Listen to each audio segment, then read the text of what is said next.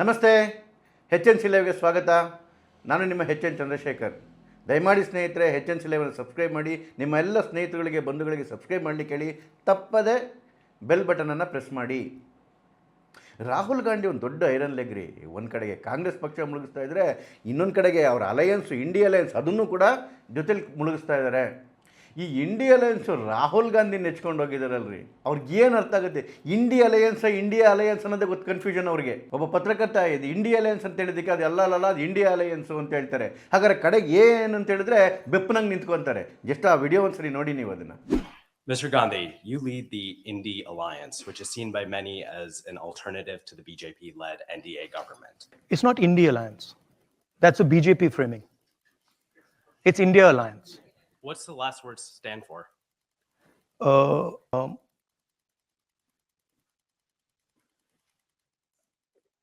What does the A stand Alliance. for at the end? So wouldn't it be redundant to say India No, Alliance? it's not. It's not. Because the whole idea of the alliance was ಇಂತಿಪ್ಪ Rahul Gandhi ಕಾಂಗ್ರೆಸ್ನ ನೇತೃತ್ವ ವಹಿಸಿದ ಮೇಲೆ ಅಂದರೆ 2004 ನಂತರ 89 ಚುನಾವಣೆಗಳನ್ನ ಸೋತಿದ್ದಾರೆ. ಇನ್ನು ಕೆಲವೇ ದಿನದಲ್ಲಿ century ಬಾರಿಸ್ತಾರೆ. Century star. ಮೊನ್ನೆ ನಡೆದ ಲೋಕಸಭಾ ಚುನಾವಣೆಯಲ್ಲಿ 3ನೇ ಸರಿ 3 ಅಂಕಿ ಮುಟ್ಟಲಿಲ್ಲ. ಅದಾದಮೇಲೆ ಗೆಲ್ತಕ್ಕಂಥ ಚಾನ್ಸ್ ಇದ್ದಂತಹ ಹರಿಯಾಣದಲ್ಲೂ ಸೋತು ಸುಣ್ಣ ಆದರು. ಮಹಾರಾಷ್ಟ್ರದಲ್ಲಂತೂ ಹೆಸರೇ ಹೇಳಂಗಿಲ್ಲ ಅವ್ರದ್ದು. 15. ಈಗ ಅವ್ರ ಜೊತೆಲಿರ್ತಕ್ಕಂಥ ಎಲ್ಲ ಇಂಡಿಯಾ ಅಲಯನ್ಸ್ ಪಾರ್ಟ್ನರ್ ಅಂತ ಶುರು ಮಾಡಿದೆ. ರಾಹುಲ್ ಗಾಂಧಿ ಒಂದು ಲಯಬಿಲಿಟಿ, ನಮ್ಮ ಮೇಲೆ ಒಂದು ಭಾರ. ಅದು ಈ ಲಯಬಿಲಿಟಿನ ದೂರ ಇಟ್ಟರಷ್ಟೇ ನಾವು ಬದುಕೋಕ್ಕೆ ಸಾಧ್ಯ ಅಂತೇಳಿ. ಮುಂಚೆ ಎಲ್ಲ ಅಲ್ಲೋ ಇಲ್ಲೋ ಒಂದೊಂದು ಧ್ವನಿ ಕೇಳಿಸ್ತಾ ಇತ್ತು ರಾಹುಲ್ ಗಾಂಧಿ ಹೇಗೇನೆಸ್ಟ್ ಆಗಿ. ಈಗ ಲೀಡರ್ಗಳೇ ಓಪನ್ ಆಗಿ ಹೇಳ್ತಾ ಇದ್ದಾರೆ ಈಸ್ ಯೂಸ್ಲೆಸ್ ಅಂತ. ಮೊನ್ನೆ ನೋಡಿ TMCಯ ಮಮತಾ ಬ್ಯಾನರ್ಜಿ ಹೇಳಿದ್ದು, ಇಂಡಿಯಾ ಅಲಯನ್ಸ್ನ ಮಾಡಿದ್ದು ನಾನು, ಇವರಿಗೆ ನೇತೃತ್ವ ತಗೊಂಡು ಸರಿಯಾಗಿ ನಡೆಸ್ಕೊಳ್ಳೋಕೆ ಬರಲಿಲ್ಲ ಅಂತ ಹೇಳಿದ್ರೆ ನಾನೇನು ಮಾಡಲಿ? ಅದಕ್ಕೆ ನಾನು ಸಮರ್ಥವಾದ ನಾಯಕತ್ವವನ್ನು ಇಂಡಿಯಾ ಅಲಯನ್ಸಿಗೆ ಕೊಡ್ತೇನೆ ಅಂತ. ಏನಾಗುತ್ತೆ ಸರಿಯಾಗಿ ನಡೆಸ್ಕೊಳ್ಳೋಕೆ ಬರಲಿಲ್ಲ ಅಂತ ಹೇಳಿದ್ರೆ? ಅಂದರೆ ಈ ರಾಹುಲ್ ಗಾಂಧಿಗೆ ಬೇರೆ ಬೇರೆ ಪಕ್ಷಗಳ ಜೊತೆ ಕೋಆರ್ಡಿನೇಷನ್ ಮಾಡ್ಕೊಳ್ಳೋದು ಗೊತ್ತಿಲ್ಲ, ಅಲಯನ್ಸ್ ಮಾಡ್ಕೊಳ್ಳೋದು ಗೊತ್ತಿಲ್ಲ, ಹೇಗೆ ಗೌರವ ಕೊಡಬೇಕು ಅಂತ ಗೊತ್ತಿಲ್ಲ. ಹಾಗಾಗಿ ಏನಾಗಿದೆ ಅಂತ ಹೇಳಿದ್ರೆ ಇಡೀ ಇಂಡಿಯಾ ಅಲಯನ್ಸ್ ಹತ್ರ ಹುಚ್ಚರು ಸಂತೆ ಆಗಿದೆ. ಇಷ್ಟಿಷ್ಟ ಬಂದಂಗೆ ಅವ್ರವ್ರ ಕೆಲಸ ಮಾಡ್ಕೊಂಡಿದ್ದಾರೆ. ಇವತ್ತು ಮಹಾರಾಷ್ಟ್ರದಲ್ಲಿ ಸಮಾಜವಾದಿ ಪಾರ್ಟಿ ಘೋಷಣೆ ಮಾಡಿಬಿಡುತ್ತೆ, ನಾವು ಮಹಾವಿಕಾಸ್ ಅಘಡಿಯಿಂದ ಆಚೆ ಬಂದಿದ್ದೇವೆ ಅಂತೇಳಿ. ಅಲ್ಲ, ಅದು ಇವತ್ತಿನ ಕಥೆ ಅಲ್ಲ ಬಿಡಿ. ಈ ಇಂಡಿಯಾ ಅಲಯನ್ಸ್ ಪ್ರಾರಂಭವಾದ ದಿನದಿಂದನೂ ಕೂಡ ಇದೇ ರೀತಿಯ ಅಪಶಕನಗಳು ಶುರುವಾಯಿತು. ಪಶ್ಚಿಮ ಬಂಗಾಳ ಚುನಾವಣೆ ಬಂತು, ಮಮತಾ ದೀದಿ ಹೇಳಿದ್ರು ಅಲಯನ್ಸು ಬರೀ ಲೋಕಸಭಾ ಚುನಾವಣೆಗೆ ಮಾತ್ರ, ನಾವು ಕಾಂಗ್ರೆಸ್ ಜೊತೆ ಹೊಂದಾಣಿಕೆ ಮಾಡ್ಕೊಂಡಿಲ್ಲ ರಾಜ್ಯದಲ್ಲಿ ಅಂಥೇಳಿ. ಇನ್ನೊಬ್ಬ ಇಂಡಿಯಾ ಅಲಯನ್ಸ್ ಪಾರ್ಟ್ನರ್ ಲೆಫ್ಟ್ ಜೊತೆ ನಾವು ಹೊಂದಾಣಿಕೆ ಮಾಡ್ಕೊಳ್ಳಲ್ಲ, ನಾವು ಸಪ್ರೇಟಾಗಿ ಹೋಗ್ತೀವಿ, ನಮಗೊಬ್ಬರಿಗೆ BJP ತಡೆಯೋದು ತಾಕತ್ತಿರೋದು. ಒಂದು ಸೀಟು ಬಿಟ್ಕೊಡ್ಲಿಲ್ಲ ಮಮತಾ ಬ್ಯಾನರ್ಜಿ ಕಾಂಗ್ರೆಸ್ಗೆ. ಆಮೇಲೆ ಪಂಜಾಬಲ್ಲಿ ಆಮ್ ಆದ್ಮಿ ಪಾರ್ಟಿ ಹೇಳ್ತು ಯಾವುದೇ ಕಾರಣಕ್ಕೂ ಒಂದು ಸೀಟ್ ಬಿಟ್ಕೊಡಲ್ಲ ನಾವು ಕಾಂಗ್ರೆಸ್ಗೆ. ಅದಾದಮೇಲೆ ಮಧ್ಯಪ್ರದೇಶ ಚುನಾವಣೆ ಬಂತು, ಕಾಂಗ್ರೆಸ್ಸು ದೊಡ್ಡನ ರೀತಿಯಲ್ಲಿ ವರ್ತನೆ ಮಾಡೋಕ್ಕೆ ಶುರು ಮಾಡ್ತು. SP-ಗೆ ಒಂದೇ ಒಂದು ಸೀಟ್ ಕೂಡ ಬಿಟ್ಕೊಡ್ಲಿಲ್ಲ. ಕೆಟ್ಟದಾಗಿ ಬೈದರು ಅಖಿಲೇಶ್ ಯಾದವ್. ಅವಾಗ ಇವ್ರಿಗೆ ಸರಿಯಾಗಿ ಬುದ್ಧಿ ಕಲಿಸ್ಬೇಕು ಅಂತೇಳಿ ಓಪನ್ ಭಾಷಣದಲ್ಲಿ ಹೇಳಿದ್ರು. ಮಧ್ಯಪ್ರದೇಶ ಚುನಾವಣೆ ಸಂದರ್ಭದಲ್ಲಿ ಕಾಂಗ್ರೆಸ್ ಮಕಡೆ ಮಲ್ಕೊಂತು. ಮೊನ್ನೆ ನಡೆದ ಹರಿಯಾಣ ಚುನಾವಣೆಯಲ್ಲೂ ಅಷ್ಟೇನೆ ಅಲ್ಲಿ ಸ್ವಲ್ಪ ಶಕ್ತಿ ಇರ್ತಕ್ಕಂಥ ಆಮ್ ಆದ್ಮಿ ಪಾರ್ಟಿಗೆ ಒಂದು ಸೀಟ್ ಬಿಟ್ಕೊಡ್ಲಿಲ್ಲ. ಮಹಾರಾಷ್ಟ್ರದಲ್ಲಿ ಸಮಾಜವಾದಿ ಪಾರ್ಟಿನ ಹತ್ತಿರಕ್ಕೆ ಸೇರಿಸಲಿಲ್ಲ. ಈಗ ಸೋತ್ ಸುಣ್ಣಾಗಿರ್ತಕ್ಕಂಥ ಕಾಂಗ್ರೆಸ್ ಮೇಲೆ ಎಲ್ಲ ಪಕ್ಷಗಳು ಮುಗಿಬಿದ್ದಿದ್ದಾವೆ. ಯಾವಾಗ ಮಮತಾ ಬ್ಯಾನರ್ಜಿ ನಾನು ಲೀಡರ್ಶಿಪ್ ತೊಗೊತೀನಿ ಇಂಡಿಯಾ ಅಲಯನ್ಸ್ ಅಂತ ಹೇಳ್ತಿದ್ದಂಗೆನೇ ಶರದ್ ಪವಾರ್ ಎಲ್ಲ ಶಕ್ತಿ ಕ್ಷಮತೆ ಮಮತಾ ಬ್ಯಾನರ್ಜಿಗಿದೆ, ಅವರು ಇದಕ್ಕೆ ಸೂಕ್ತವಾದ ವ್ಯಕ್ತಿ ಅಂತ ಹೇಳಿದ್ರು. ಅವ್ರ ಮಗಳು Supriya is the tallest leader in India alliance ಅಂತ ಹೇಳಿದ್ರು. ಅದಾದಮೇಲೆ SP ಸಮಾಜವಾದಿ ಪಾರ್ಟಿ ಬಿಡಿ, ಕೆಟ್ಟದಾಗ ಬೈದು ಕೇಳ್ತಾ ಇದೆ ರಾಹುಲ್ ಗಾಂಧಿನ. SP ಹೇಳ್ತು ಅಖಿಲೇಶ್ ಯಾದವೇನೇ ಇಂಡಿಯಾ ಅಲಯನ್ಸ್ನ ನೇತೃತ್ವ ತಗೊಳ್ಳೋಕ್ಕೆ ಸರಿಯಾದ ವ್ಯಕ್ತಿ, ನಮಗೆ ಮಮತಾ ಅವ್ರ ಬಗ್ಗೆನೂ ಗೌರವ ಇದೆ ಅಂತ ಹೇಳಿ. ಸಮಾಜವಾದಿ ಪಾರ್ಟಿಯ ದೊಡ್ಡ ನಾಯಕ ರಾಮ್ ಗೋಪಾಲ್ ಯಾದವ್ ಅವರು ಹೇಳಿದ್ರು ರಾಹುಲ್ ಹಾರ್ಡ್ಲಿ ಎ ಲೀಡರ್, ಅಂದರೆ ಅವ್ರು ಲೀಡರೇ ಅಲ್ಲ ಅಂತ. ಮತ್ತು ಮುಂದುವರಿತಾ ಹೇಳ್ತಾರವರು Rahul not a leader of India alliance. ಇನ್ನೊಂದು ಕಡೆಗೆ ಬಿಹಾರಲ್ಲಿ ಲಾಲು ಪಕ್ಷ RJD ಹೇಳುತ್ತೆ Lalu Prasad is the best one to lead the India alliance. Lalu Prasad Yadav ಅವರೇ ಇಂಡಿಯಾ ಅಲಯನ್ಸ್ ನೇತೃತ್ವ ವಹಿಸಬೇಕು.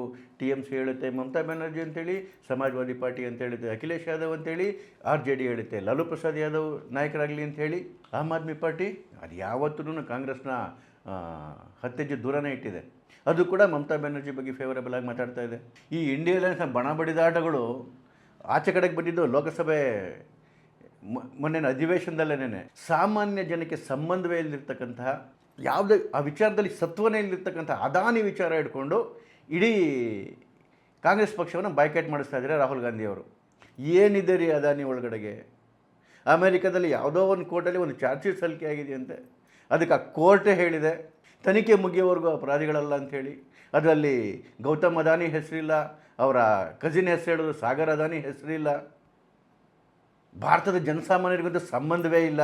ಯಾರೋ ಒಬ್ಬ ಸೋರೋಸ್ ಮಾತು ಕೇಳಿಕೊಂಡು ಈ ಪಪ್ಪು ಆಟ ಆಡಿಕೊಂಡು ಅಮೂಲ್ಯವಾದಂತಹ ಸದನವನ್ನು ಹಾಳು ಮಾಡ್ತಕ್ಕಂಥ ಪ್ರಯತ್ನ ಮಾಡ್ತಾಯಿದ್ರೆ ಅವ್ರು ಬಾಯ್ಕಾಟ್ ಮಾಡಿದ್ರೆ TMC ಹೇಳುತ್ತೆ ನಾವು ಅವ್ರ ಜೊತೆಗೆ ಹೋಗಲ್ಲ ಅಂತೇಳಿ, ಸಮಾಜವಾದಿ ಪಾರ್ಟಿ ಹೇಳುತ್ತೆ ನಾವು ಕಾಂಗ್ರೆಸ್ ಜೊತೆಗೆ ಹೋಗೋದಿಲ್ಲ ಅಂತೇಳಿ. ಯಾಕೆ ಅಂತ ಹೇಳಿದ್ರೆ ಅವರಿಗೆ ತುಂಬ ಇಂಪಾರ್ಟೆಂಟ್ ವಿಷಯಗಳು ಸದನದಲ್ಲಿ ಮಾತಾಡಬೇಕು.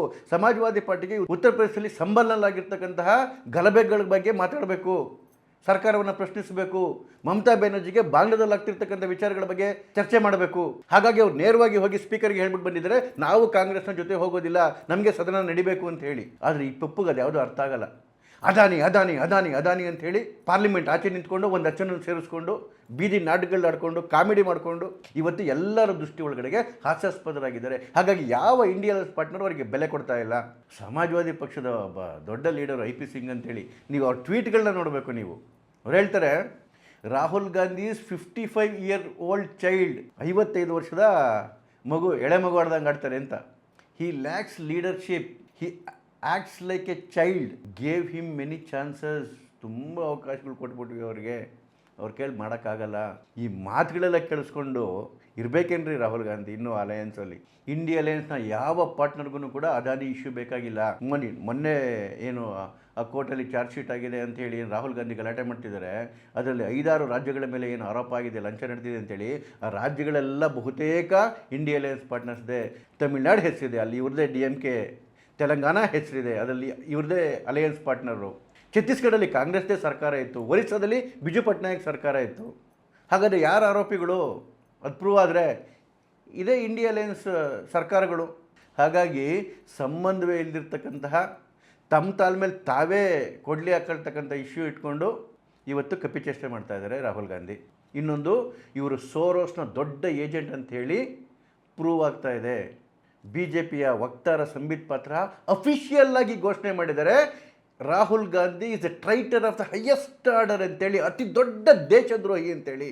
ಇವ್ರ ತಾಯಿ ಸೋನಿಯಾ ಗಾಂಧಿಗೂ ಮತ್ತು ಸೋರೋಸ್ ಸಂಸ್ಥೆಗೂ ಇರ್ತಕ್ಕಂಥ ಸಂಬಂಧಗಳು ಕೂಡ ಆಚೆ ಕಡೆಗೆ ಬರ್ತಾ ಇದ್ದಾವೆ. ಯಾವ ಸೋರೋಸ್ ಭಾರತವನ್ನು ಛಿದ್ರ ಮಾಡಬೇಕು ಅಂತ ಪ್ರಯತ್ನ ಮಾಡ್ತಾ ಇದ್ದಾನೆ, ಆ ಸೋರೋಸ್ನ ಕೈಗೊಂಬೆಗಳಾಗಿ ರಾಹುಲ್ ಗಾಂಧಿ ಮತ್ತು ಸೋನಿಯಾ ಗಾಂಧಿ ಕುಣಿತಾ ಇದ್ದಾರೆ. ಹಾಗಾಗೇ ರಾಹುಲ್ ಗಾಂಧಿಗೆ ಬೇರೆ ಯಾರು ಏನು ಯೋಚನೆ ಮಾಡ್ತಾರೆ ಅಥವಾ ಅಲಯನ್ಸ್ ಪಾರ್ಟ್ನರ್ಸ್ಗೆ ಯಾವ ವಿಷಯ ಬೇಕಾಗಿಲ್ಲ. ಸೋರೋಸ್ ಏನು ಹೇಳ್ತಾನೆ ಅದನ್ನಷ್ಟೇ ಮಾಡಬೇಕು. ಎಂಜಲು ಕಾಸಿನ ಪರಿಣಾಮ. ಹಾಗಾಗಿ ಇವತ್ತು ಕಣ್ಮುಂದೆ 2 ಸಿನಾರಿಯೋ ಕಣ್ಣಿಗೆ ಕಾಣೋದು. ಒಂದು, ರಾಹುಲ್ ಗಾಂಧಿಯನ್ನು ಒದ್ದೋಡಿಸಿ ಬೇರೆ ಯಾರಾದರೂ ಇಂಡಿಯಾ ಅಲಯನ್ಸ್ನ ನೇತೃತ್ವ ತಗೊತಾರೆ, ಇಂಡಿಯಾ ಅಲಯನ್ಸ್ ಉಳಿಯುತ್ತೆ. ಇಲ್ಲ ಅಂತ ಹೇಳಿದ್ರೆ ಇಡೀ ಇಂಡಿಯಾ ಅಲಯನ್ಸಿಂದನೇ ಕಾಂಗ್ರೆಸ್ನ ಒದ್ದೋಡಿಸಿ ಹೊಸ ಅಲಯನ್ಸ್ ಅಸ್ತಿತ್ವಕ್ಕೆ ಬರುತ್ತೆ. ಇಂಡಿ ಚಿಂದಿ ಆಗುತ್ತೆ. ನಮಸ್ಕಾರ.